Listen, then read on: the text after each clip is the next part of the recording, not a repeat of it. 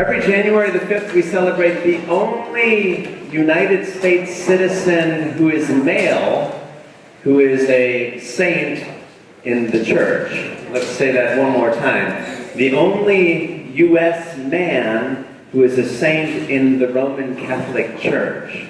Who would that be? Guys, that doesn't give us a lot of hope if there's only one U.S. man who's a saint in the Roman Catholic Church. In the American Catholic Church, we've added a second, Cesar Chavez, and a third in Martin Luther King Jr. for their advocacy for human rights. But who is the only man, the only U.S. man who has been canonized a saint in the Roman Catholic Church? Can we even guess who that is? It's St. John Neumann. Have we heard that name before? St. John Neumann. We celebrate St. John Neumann every January the 5th. There's a church here in Austin called St. John Neumann in southwest Austin. Right? Some of our friends may go to St. John Neumann Catholic Church. They're on Bee Caves. So what do we know about St. John Neumann? Fascinating story. He was a Bohemian American, which means that he was born in Bohemia, in what today is the Czech Republic. What languages do they speak there? They speak Czech and German. So he was born there in 1811. He was a factory worker. How nice that we have a factory worker turned saint, right? And in the factory setting, he learned English from other English-speaking factory workers. But he had one dream, and that dream was to be a priest. And in Bohemia, they had lots of priests already. So did they need another priest from St. John Neumann? No. So no bishop in Bohemia would ordain him because they had enough priests in Bohemia. So what did he do? He wrote to the bishops of the United States, and at that time the Bishop of New York, this is in the early 1800s, needed help because he had 35 priests for 200,000 people.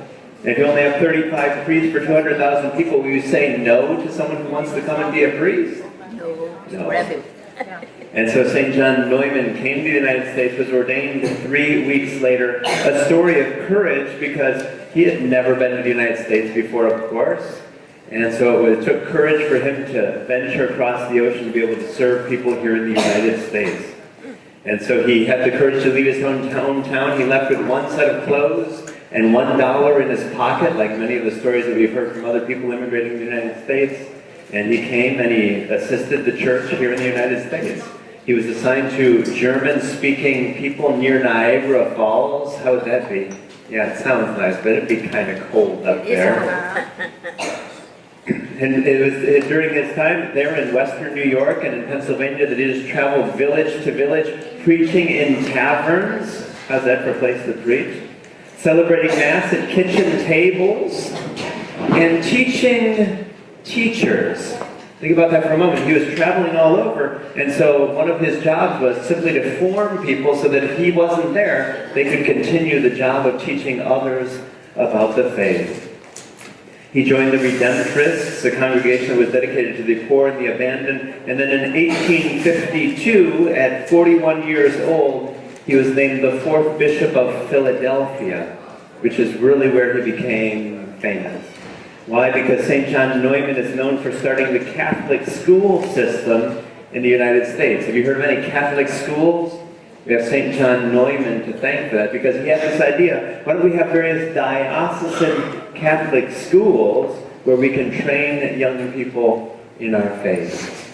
And so under his time as Bishop of Philadelphia, they went from 2 Catholic schools to 100 Catholic schools in Philadelphia, and he was seen as a great hero of Catholic education there. Some interesting things about the life of St. John Neumann. Have you heard of the Know Nothing Party before? Today we have Democrats and Republicans. Back then there was another political party. How flattering would it be to be part of a party that calls itself the Know Nothing Party? I couldn't make that up. There was a political party. In addition to the Democrats and the Republicans, there was also the Know Nothing political party. What were they famous for? For their anti-immigrant policies and their anti-Catholic policies. Ooh, can you imagine that? So there was a time when we as Catholics were persecuted here in the United States as well by the Know Nothing Party. So St. John Neumann had 2 strikes against him by the know-nothings in Philadelphia. He was an immigrant and he was a Catholic. So you can imagine the tough time that he had as Bishop of Philadelphia. He actually wrote to the Pope at that time and asked to be relieved of his duties, and the Pope would not let him. It was a famous Pope at the time, because this was back in 1854, Pope Pius IX. What is Pope Pius IX famous for doing in 1954? For creating the division in the church. Why? By proclaiming that Mary was conceived without sin. The Immaculate Conception, we call it. It caused such division in the church that it necessitated in 1870 the First Vatican Council to declare that Pope Pius IX was infallible, that he could not be wrong. It caused that much division in the church. St. John Neumann was part of all of that. How fascinating that must have been. He traveled to Rome and was part of that ceremony when Pope Pius IX declared Mary to be immaculately conceived. So that's St. John Neumann, an interesting fellow. He was a polyglot, which means what? He spoke many languages. He spoke English and German and Spanish and French and Italian and Dutch and Gaelic, all to be able to hear confessions in those languages. Imagine working with various immigrant communities back then. He wanted to learn their languages so as to be able to serve them. For those who are looking for a bit of trivia, St. John Neumann, if you go to Philadelphia, is one of the incorrupt saints of the church, which means what? When you go to Philadelphia, his body is still lying there in a church behind a glass case. His body has not rotted like most bodies do. Wow. So if you go to the National Shrine of St. John Neumann in Philadelphia, there'd be a big glass case up behind the altar. Imagine we had a corrupt saint here behind the altar. Yikes. And the body of St. John Neumann is still lying there all these years later. He died in 1860, so that was more than 150 years ago. Died of a stroke while running his errands one day and was canonized in this century.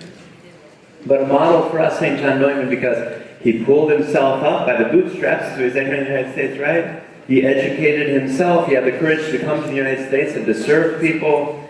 And he taught others to teach others. He was a teacher of teachers studying our Catholic school system here in the United States. That's a saint whom we celebrate this week, St. John Neumann.